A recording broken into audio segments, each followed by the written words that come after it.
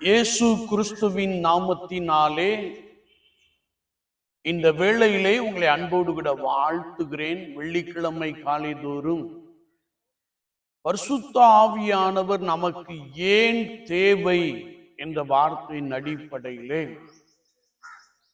பரிசுத்த ஆவி உங்களிடத்தில் வரும்போது நீங்கள் பலனடைவீர்கள். You will be my witness, நீங்கள் எனக்கு சாட்சிகளாய் இருப்பீர்கள். கனி நிறைந்த ஒரு வாழ்வை உடையவர்களாக காணப்படுவீர்கள். ஆவியின் கனியோ அன்பு, சந்தோஷம், சமாதானம் என்ற அந்த 3 வார்த்தையின் அடிப்படையிலே நாம் இம்மட்டுமாய் தியானிப்போம். இன்றைக்கும் ஆவியின் கனி நீடிய பொறுமை என்பதை குறித்து இந்த நாளிலே நாம் தியானிக்க போகிறோம். அநேகருடைய வாழ்க்கையிலே எதையாகிலும் பெற்றுக்கொள்ள வேண்டும் என்று தீவிரமாய் செயல்படுகிறமே ஒழிய பொறுமையோடு கூட காத்திருப்பது அநேகருக்குள்ளே இல்லாத ஒரு தன்மையை நாம் காண முடியும். எதை எடுத்தாலும் நினைத்தவுடனே அதை பெற்றுக்கொள்ள வேண்டும் என்ற எண்ணம் மனுக்குலத்திற்குள்ளே ஓங்கி இருப்பதை நாம் காண முடியும். ஆனால் பரிசுத்த ஆவியானவரால் நிரப்பப்பட்டு ஆட்கொள்ளப்பட்டவர்கள் அல்லது தேவ ஆவியானவரால் நடத்தப்படுகிறவர்கள் நீடிய பொறுமை உடையவர்களாக இருப்பார்கள் என்பதை குறித்து வேத வாக்கியங்களிலே நாம் மிக தெளிவாக அறிந்து கொள்ள முடியும். ரோமர் 12:2 நாம் வாசிக்கின்ற பொழுது உபத்திரவத்திலே பொறுமை என்று நாம் வாசிக்கிறோம். 2 கொரிந்தியர் 6:4 நாம் வாசிக்கின்ற பொழுது மிகுந்த பொறுமையிலும் உபத்திரவங்களிலும் இடுக்கண்களிலும் அடிகளிலும் நெருக்கங்களிலும் காவல்களிலும் கலகங்களிலும் பிரயாசங்களிலும் கண்விழிப்புகளிலும் உபவாசங்களிலும் மிகுந்த பொறுமையோடு கூட காத்திருந்தோம் என்று அப்போஸ்தலனாகிய பரிசுத்த பவுல் சொல்லுகிற ஒரு வார்த்தையை நாம் இங்கே வாசிக்கிறோம். 2 கொரிந்தியர் 12:12 நாம் வாசிக்கின்ற பொழுது அப்போஸ்தலருக்குரிய அடையாளங்கள் என்னவென்றால் எல்லாவிதமான பொறுமையோடும் என்று எழுதப்பட்டிருக்கிறது. எபேசியர் 4:2 நாம் வாசிக்கின்ற பொழுது நீடிய பொறுமையையும் உடையவர்களாய் இருங்கள் என்ற ஒரு வசனத்தை நாம் வாசிக்கிறோம். கொலோசையர் 3:12 நாம் வாசிக்கின்ற பொழுது நீடிய பொறுமையையும் தரித்து கொண்டு என்ற வேத வாக்கியத்தை நாம் அறிந்து கொள்ள முடியும். யாக்கோபு 5:8 நாம் வாசிக்கின்ற பொழுது நீங்களும் நீடிய பொறுமையோடு இருந்து உங்கள் இருதயங்களை ஸ்திரப்படுத்துங்கள். யாக்கோபு 5:7 நாம் வாசிக்கின்ற பொழுது கர்த்தர் வருமளவும் நீடிய பொறுமையாயிருங்கள். இதோ பயிரிடுகிறவன் பூமியின் நற்பலனை அடைய வேண்டும் என்று சொல்லி முன்மாறி பின்மாறி வருதலுக்காக நீடிய பொறுமையோடு காத்திருக்கிறது போல நீங்களும் நீடிய பொறுமையோடு கூட காத்திருங்கள் என்ற ஒரு வார்த்தையை நாம் பரிசுத்த வேதாகமத்திலே வாசிக்க முடியும். ஆவியின் கனியின் அடையாளம் என்னவென்றால் நீடிய பொறுமை என்று வேதம் சொல்லுகிறது. என்னை கேட்டுக்கொண்டு இருக்கிற என் அன்பு சகோதரனை சகோதரியே, கர்த்தருடைய கரத்திலிருந்து எதையாகிலும் நான் பெற்றுக்கொள்ள வேண்டுமே என்றால் நீடிய பொறுமையோடு கூட முறுமுறுப்பு இல்லாமல் கர்த்தரை நோக்கி காத்திருப்பது அவசியம் என்பதை குறித்து பரிசுத்த வேத வாக்கியங்களிலே நாம் மிக ஆழமாக அறிந்து கொள்ள முடியும். ஆதியாகமத்தின் புஸ்தகம் 15ஆம் அதிகாரத்தை நாம் திருப்பிக் கொள்ளுகின்ற பொழுது ஆபிரகாம் மெல்கிசேதேக்குக்கு தன்னுடையத்தில் உள்ள எல்லாவற்றிலும் தசமபாகம் கொடுத்தான். இதற்கு பின்பு ஆண்டவர் ஆபிரகாமோடு கூட பேசினார் என்ற ஒரு வார்த்தையை நாம் வாசிக்க முடியும். ஆண்டவர் ஆபிரகாமை பார்த்து நான் உனக்கு மகா பெரிய பலனும் கேடகமாய் இருக்கிறேன் என்று சொன்னார்.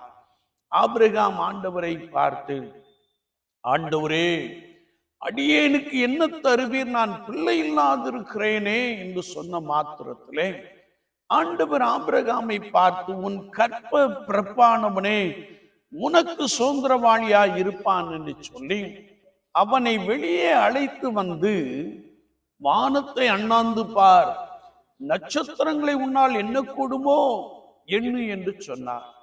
கடற்கரை மணலை பார், அவைகளை உன்னால் எண்ணக்கூடுமோ என்று சொல்லி உன் சந்ததி இவ்வண்ணமாய் இருக்கும் என்று சொன்னார். ஆபிரகாம் ஆண்டவர் கொடுத்த வாக்குத்தத்தத்தை விசுவாசித்தான். சூழ்நிலை என்னவென்றால், சாராளின் கற்பம் செத்து போயிற்று. ஆபிரகாம் 100 வயது உடையவனாக காணப்பட்டான் என்பதை பரிசுத்த வேதாகமத்திலே நாம் மிக தெளிவாக அறிந்து கொள்ள முடியும். ரோமாபுரியர்கள் நிருபம் 4ஆம் அதிகாரத்தை நாம் திருப்பிக் கொள்ளுகின்ற பொழுது அங்கே கர்த்தருடைய வார்த்தையிலே நாம் மிக தெளிவாக வாசிக்கிறோம். 18ஆம் வசனத்தை நாம் பார்க்கின்ற பொழுது, உன் சந்ததி இவ்வளவா இருக்கும் என்று சொல்லப்பட்டபடியே தான் அநேக ஜாதிகளுக்கு தகப்பனாகுவதை நம்புகிறதற்கு ஏதுவில்லாதிருந்தும் அதை நம்பிக்கையோட விசுவாசித்தான் என்பதை பரிசுத்த வேதாகமத்திலே நாம் மிக ஆழமாக அறிந்து கொள்ள முடியும்.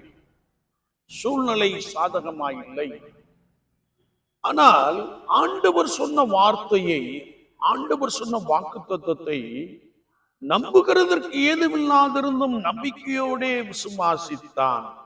அவன் விசுவாசத்தில் பலவீனமாய் இருக்கவில்லை. அவன் ஏறக்குறைய 100 வயது உள்ளவனாய் இருக்கும் போது அவன் சரீரம் செத்து போனதையும் சாராளுடைய கற்பம் செத்து போனதையும் எண்ணாதிருந்தான். தேவனுடைய வாக்குத்தத்தத்தை குறித்து அவன் அவிசுவாசமாய் சந்தேகப்படாமல், தேவன் வாக்குத்தத்தம் பண்ணினதை நிறைவேற்ற வல்லவராய் இருக்கிறார் என்று முழு நிச்சயமாய் நம்பி தேவனை மகிமைப்படுத்தி விசுவாசத்தில் வல்லவனானான் என்ற வார்த்தையை நாம் மிக தெளிவாக அறிந்து கொள்ளுகிறோம். என்னை கேட்டுக்கொண்டிருக்கிற என் அன்பு சகோதரனே, சகோதரியே, கர்த்தருடைய கரத்திலே நாம் ஒன்றை பெற்றுக்கொள்ள வேண்டுமே என்றால், நான் மிகுந்த விசுவாசத்தோடு கூட கர்த்தரை நோக்கி காத்திருப்பது அவசியம் என்பதை குறித்து வேத வாக்கியங்களிலே நாம் மிக ஆழமாக அறிந்து கொள்ள முடியும். இன்னும் எபிரேயர் 6ஆம் அதிகாரம் 13, 14, 15 வசனங்களை நாம் வாசிக்கின்ற பொழுது, ஆபிரகாமுக்கு தேவன் வாக்குத்தத்தம் பண்ணின போது ஆணையிடும்படி தம்மில் பெரியவர் ஒருவனும் இல்லாதபடியினாலே தமது பேரில் தானே ஆணையிட்டு, நிச்சயமாக நான் உன்னை ஆசீர்வதிக்கவே ஆசீர்வதித்து உன்னை பெருகவே பெருக பண்ணுவேன் என்றார். அந்தப்படியே அவன் பொறுமையாய் காத்திருந்து வாக்குத்தத்தம் பண்ணப்பட்டதை, உன் கற்ப பிறப்பானவனே உனக்கு சுதந்திரவாளியாய் இருப்பான் என்று வாக்குத்தத்தம் பண்ணப்பட்டதை ஆபிரகாம் பெற்றுக்கொண்டான். வேதம் சொல்லுகிறது, 100 வயதில் ஆண்டவர் ஆபிரகாமுக்கு ஒரு ஈசாக்கை கொடுத்தார் என்று வசனம் சொல்லுகிறது. என்னை கேட்டுக்கொண்டிருக்கிற என் அன்பு சகோதரனே, சகோதரியே, ஒருவேளை நீ கற்பத்தின் கன்னிக்காய், ஒருவேளை நீ மருத்துவரை பார்த்திருக்கலாம், இன்னும் சில ஆலோசனைகளை நீ பெற்றிருக்கலாம். மருத்துவர் உன்னை பார்த்து உனக்கு குழந்தையே இராது என்றும் சொல்லி இருக்கலாம். ஆனால் நீங்கள் ஆண்டவரை நோக்கி பார்க்கின்ற பொழுது அவர் உங்களுக்கு வாக்குத்தத்தம் பண்ணுகிறார். வாக்குத்தத்தம் பண்ணினவர் வாக்குத்தத்தத்தை நிறைவேற்ற வல்லவராய் இருக்கிறார் என்று சொல்லி நீங்கள் ஆண்டவரை விசுவாசித்து பொறுமையோடு கூட காத்திருக்கின்ற பொழுது ஆண்டவர் உங்களுடைய வாழ்க்கையிலே பலத்த அற்புதங்களை செய்ய போதுமானவராக இருக்கிறார். என்னை கேட்டுக்கொண்டிருக்கிற என் அன்பு தெய்வ ஜனமே, விசுவாச வாழ்க்கையிலே நீடிய பொறுமையோடு கூட காணப்படுகின்ற பொழுது கர்த்தர் நீங்கள் எதிர்பார்த்து காத்திருக்கிற முடிவை உங்களுக்கு கொடுக்க போதுமானவராக இருக்கிறார். வேதத்திலே நாம் வாசித்த பொழுது இதோ பயிரிடுகிறவன் பூமியின் நற்பலனை அடைய வேண்டும் என்று சொல்லி நீடிய பொறுமையோடு விட காத்திருக்கிறான் என்று வேதம் சொல்லுகிறது. ஒருவேளை ஒரு விவசாயியானவன் நிலத்தை நன்றாய் பண்படுத்தி அதற்கு ஒருவேளை நல்ல ஆயத்தப்படுத்தப்பட்ட நிலத்திலே மழைக்காக அவன் காத்திருக்கிறான். மழை பெய்தவுடனே விதைக்கிறான். அது மாத்திரமல்ல, தொடர்ந்து பின்மாறி மழைக்காக காத்திருக்கிறான். அவன் காத்திருந்து நம்பிக்கையிலே பலனை பெற்றுக் கொள்ளுகிறான் என்பதை குறித்து வேத வசனம் மிக தெளிவாக காத்திருக்கிறது. ஒரு விவசாயினுடைய நிலைப்பாடு என்னவென்றால், நற்பலனை பெற்றுக்கொள்ளும்படியாய் நீடிய பொறுமையோடு கூட காத்திருக்கிறான் என்று வேதம் சொல்லுகிறது. யாரெல்லாம் ஆவியின் கனியாகிய நீடிய பொறுமையோடு கூட காத்திருக்கிறார்களோ, ஆண்டவருடைய வாழ்க்கையிலே நன்மைக்கு ஏதுவான செயல்பாடுகளை, அதிசயங்களை, அற்புதங்களை பலமாய் செய்ய போதுமானவராக இருக்கிறார். யோபு பக்தன் சொல்லுகின்ற பொழுது, நான் எனக்கு குறிக்கப்பட்ட போராட்டத்தின் நாளெல்லாம் காத்திருக்கிறேன் என்று சொன்னார். அவர் ஒருவேளை செல்வச்சீமானாய் வாழ்ந்த யோபு தனக்குண்டான எல்லாவற்றையும் இழந்து விட்டான். தன் பிள்ளைகளை எல்லாம் இழந்து விட்டான். தன் சரீரத்திலே கொடிய பற்களினும் வியாதி கண்டிருந்தபடினாலே அவன் ஒரு ஓட்டை எடுத்து சரீரத்தை சுரண்டி கொண்டிருந்தான். வேதத்தை நாம் வாசிக்கின்ற பொழுது, அவனை ஆழமாய் நேசித்த மனைவி கூட நீ தேவனை தூஷித்து ஜீவனை விடும் என்று சொல்லுகிற ஒரு வார்த்தையை நாம் வாசிக்க முடியும். இவைகள் எல்லாவற்றிலும் யோபு பொறுமையோடே காத்திருந்தான். வேதம் சொல்லுகிறது, தேவனுக்கு விரோதமாய் அவன் ஒரு வார்த்தையும் பேசவில்லை என்பதாக நாம் பரிசுத்த வேத வாக்கியத்திலே மிக ஆழமாக அறிந்து கொள்ள முடியும். ஒருவேளை யோபு அதிகமாய் சொல்லுகின்ற பொழுது, அவர் என்னை கொண்டு போட்டாலும் அவர் மேல் நம்பிக்கையாய் இருப்பேன் என்று சொல்லி அவன் மிகுந்த பொறுமையோடு, நீடிய பொறுமையோடு கர்த்தருக்கு முன்பதாக காத்திருந்தான். அவனுடைய காத்திருப்புக்கு ஒரு பலன் கிடைத்தது. அவன் சொல்லுகின்ற பொழுது, அவர் செய்ய நினைத்தது ஒன்றும் தடைபடாது என்பதை அறிந்திருக்கிறேன் என்று விசுவாசத்தினாலே அறிக்கையிட்டான். என் மீட்பர் உயிரோடு கூட இருக்கிறார் என்று சொன்னான். ஆண்டவருடைய விசுவாசத்தை, ஆண்டவருடைய நம்பிக்கை, ஆண்டவருடைய நீடிய பொறுமையை, போராட்டத்தின் நாட்கள் எல்லாம் காத்திருந்த அந்த நீடிய பொறுமையை கண்டு அவனுடைய முன்னிலைமை பார்க்கிலும் அவனுடைய பின்னிலைமையிலே இரண்டத்தனையான ஆசீர்வாதங்களினாலே அவனை நிரப்பினார். என்னை கேட்டுக்கொண்டிருக்கிற என் அன்பு சகோதரனை, சகோதரியே, நீ ஒரு காரியத்திற்காக ஆண்டவரை நோக்கி காத்திருக்கிறாய். கர்த்தர் எப்பொழுது எனக்கு குழந்தை தருவார் என்ற அந்த காத்திருப்பு, ஐயோ நாட்கள் சொல்லுகிறதே, வருடங்கள் உருண்டு போய்விட்டதே என்று சொல்லி நீ கலங்குகிற ஒரு நபராக கூட காணப்படலாம். ஆனால் நீ கர்த்தராகிய இயேசு கிறிஸ்துவை நம்பி விசுவாசித்து முழு நிச்சயமாய் நம்பி அவரை நோக்கி பார்த்து நீடிய பொறுமையோடு கூட காணப்படுகின்ற பொழுது ஆண்டவர் உனக்கு கற்பத்தின் கனியை கொடுக்கிறார். ஒருவேளை நீ சரீரத்திலே நெடுநாள் வியாதியுடைய ஒரு மனிதனாய், மனுஷியாய் காணப்படலாம். கிட்னி ஃபெயிலியர் அல்லது கேன்சர் என்னும் வியாதியினாலே நீ மிகவும் துன்பப்பட்டு கொண்டு இருக்கிற, துயரப்பட்டு கொண்டு இருக்கின்ற, கண்ணீரின் பள்ளத்தாக்களை நடந்து கொண்டு இருக்கிற ஒரு மனிதனாய், மனுஷியாய் நீ காணப்படலாம்.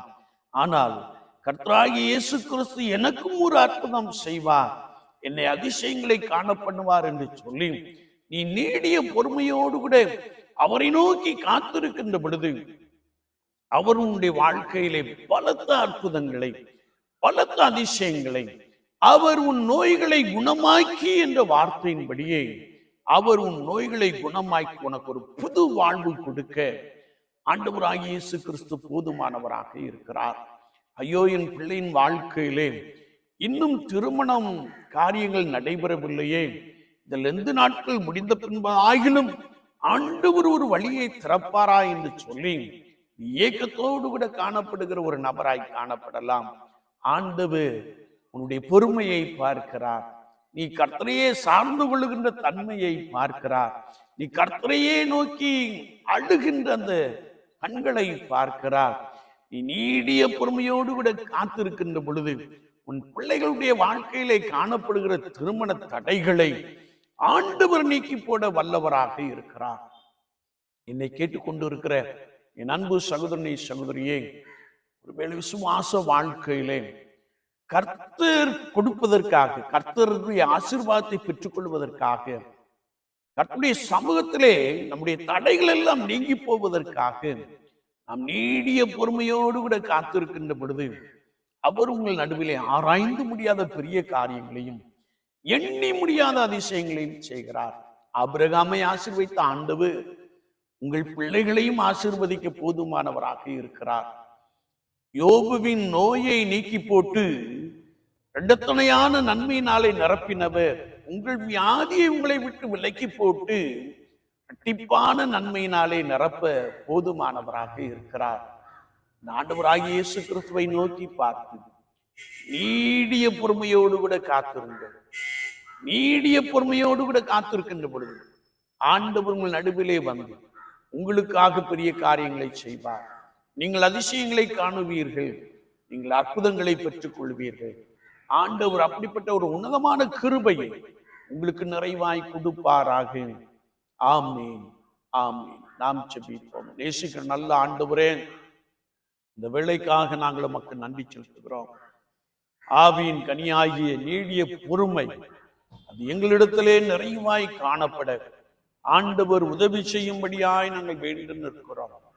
ஆண்டவரே, மிகுந்த எதிர்பார்ப்போடு கூட காத்திருக்கிற குடும்பங்கள் உண்டு ஐயா. கர்த்தர் எப்பொழுது எனக்கு கற்பத்தின் கனியை கொடுப்பார்? கர்த்தர் எப்பொழுது என் வியாதியை என்னை விட்டு விலக்குவார்? கர்த்தர் எப்பொழுது என் பிள்ளைகளை ரட்சித்துக் கொள்ளுவார்?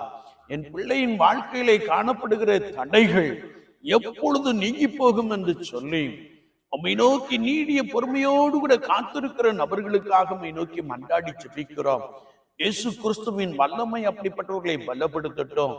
ஆண்டவரே, நீடிய பொறுமையிலே ஆண்டவரே ஆசீர்வாதங்களை, நன்மைகளை சுதந்திரத்துக் கொள்ள கர்த்தர் ஒவ்வொருவருக்கும் உதவி செய்யும்படியாய் நாங்கள் வேண்டி நிற்கிறோம். ஆவியின் கனியாகிய அன்பு, சந்தோஷம், சமாதானம், நீடிய பொறுமையை ஆண்டவரே நாங்கள் கொண்டு வாழக்கூடிய சத்துவம் எங்களுக்குள்ளே நிறைவாய் காணப்படட்டும். நீர் எங்களுக்கு நன்மை செய்கிறவர் என்பதை உணர்ந்து இன்னும் உம்மை ஆழமாய் பற்றி கொள்ள, இன்னும் உம்மை நிச்சயமான விசுவாசத்தினாலே அறிந்து கொள்ள ஒவ்வொருவருக்கும் உதவி செய்வீராக. கர்த்தருக்கு காத்திருப்போர் வெட்கப்பட்டு போவதில்லை என்ற வசனத்தின்படியே உமக்காக நீடிய பொறுமையோடு கூட காத்திருக்கிற ஒவ்வொருடைய வாழ்க்கையிலும் இயேசு கிறிஸ்துவின் நாமத்தினாலே அற்புதம் நடக்கட்டும். அதிசயங்களை செய்தருளும். தாழ்த்துகிறோம், தொடர்ந்து வழி நடத்தும். இயேசு கிறிஸ்துவின் நாமத்தில் ஜெபங்கள் எழும்பர் சுத்த பிதாவே. ஆமீன், ஆமீன்.